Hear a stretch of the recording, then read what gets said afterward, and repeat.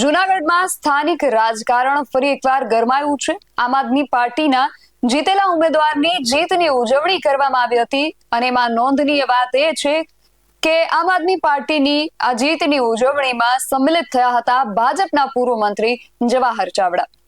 તેમણે કણજા સીટ પર મળેલી જીતને લઈને વિરોધીઓ પર તીખા પ્રહારો પણ કર્યા હતા અને આ પ્રસંગે તેમણે પોતાનો એમનો જે આગવો અંદાજ છે એમાં જે નિવેદન આપ્યું છે એ માત્ર જૂનાગઢ જ નહીં પણ હવે ગુજરાત ભાજપમાં પણ જે રાજકીય ચર્ચા છે એનો વિષય બની ગયો છે। શું છે સમગ્ર વિગત જાણ્યા અહેવાલમાં। જય હિન્દ BSI ન્યૂઝ પર આપની સાથે હું છું નિધિ ગઢવી।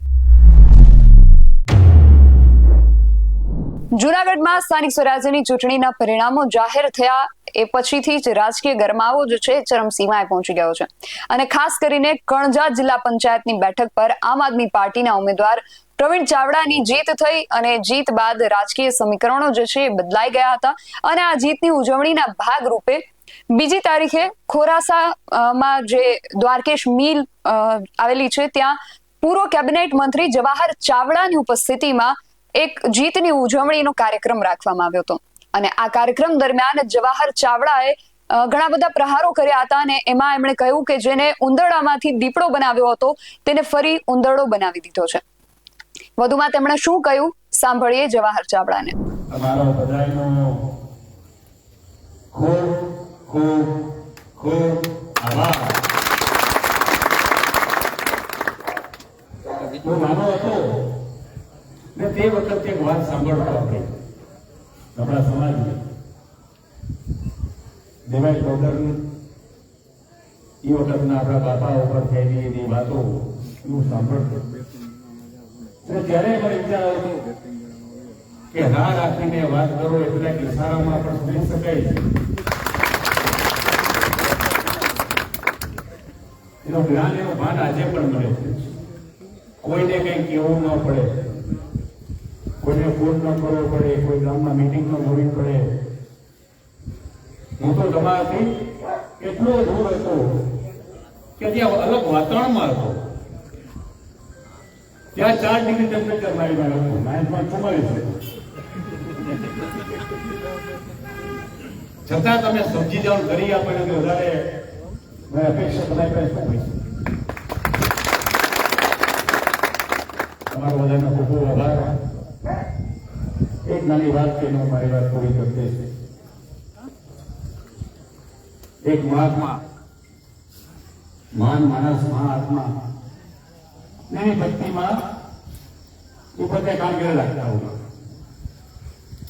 તમે એ પૂજા કરતા હતા અને એક કુંદરડું આવ્યું તો બાપુ કાંઈ નથી, મને બિલાડીની બીક લાગે છે। તો હું શું કરું કે તમે એવું કંઈ કરો બિલાડી બીક લાગે, મને બિલાડી કરી લો તમે। બાપુ દયા આવી બાજુમાં પાણી કરી ઉપાડીને મજા કરવા માંડી। 5 દિવસ પછી પાછી આવી કે મને બીક લાગે છે। બાપુ કે શું થયું? કે મને કૂતરાની બીક લાગે છે। બાપુ કે હવે હું શું કરું? કે મને કૂતરો બનાવી તો શાંતિ થઈ જાય। બાપુ કે પાછું નહીં આવતો કે નહીં કે પાછી અમથી સાચી કે બિલાડી કૂતરું બની ભાઈ બીક ઉડી ગઈ બિલાડી। 5 દિવસ પાછું આવ્યું। બાપુ હવે તો હું બાકી રહ્યું કે દીપડાની બીક પડે। દીપડો કર્યો પછી કોઈ બી માનવાની।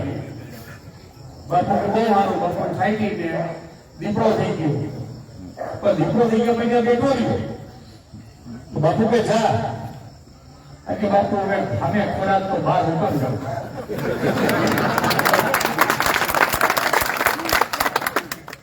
બાપુ કે બહુ થઈ ગઈ આ તો આ ધંધો મેં ખોટો ત્યારે બાપુને જ્ઞાન થયું પણ બાપુ અસર બાજુ પાણી પેટનું પાછી થાય નહીં થઈ જવું તેવું।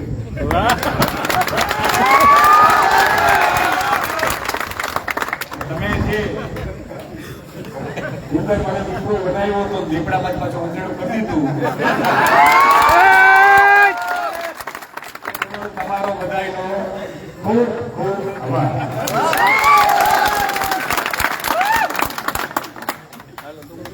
જૂનાગઢની કણજા બેઠકના પરિણામો બાદ યોજાયેલી આ સભામાં અંદાજે 1500 થી વધુ લોકોનો જમાવડો થયો હતો અને આ વાયરલ વિડીયોમાં જવાહર ચાવડાએ કાર્યકરો અને મતદારોને સંબોધતા એવું કહ્યું કે તેઓ ભલે શારીરિક રીતે દૂર હતા, પરંતુ મતદારોએ તેમની અપેક્ષા મુજબનું કામ કરીને બતાવ્યું છે. તેમના નિવેદનથી રાજકીય સમીકરણો અને રાજકીય બદલાયા છે અને રાજકીય વર્તુળો જે છે એમાં ઘણી બધી ચર્ચાઓ થઈ રહી છે. હવે આ ચર્ચાઓ આગળ જતા કયું સ્વરૂપ ધારણ કરે છે એ જોવાનું રહેશે. તમારું આ સમગ્ર વિષયને લઈને શું માનવું છે અમને કમેન્ટ કરીને ચોક્કસથી જણાવજો. આવા જ વધુ અહેવાલો સાથે મળતા રહીશું. તમે મારી યુટ્યુબ ચેનલને સબસ્ક્રાઇબ કરવાનું અને અમને ફેસબુક અને ઇન્સ્ટાગ્રામ પર ફોલો કરવાનું ભૂલશો નહીં. બાકી અવનવી અપડેટ્સ માટે આપ જોતા રહો BS9 TV ન્યૂઝ. નમસ્કાર.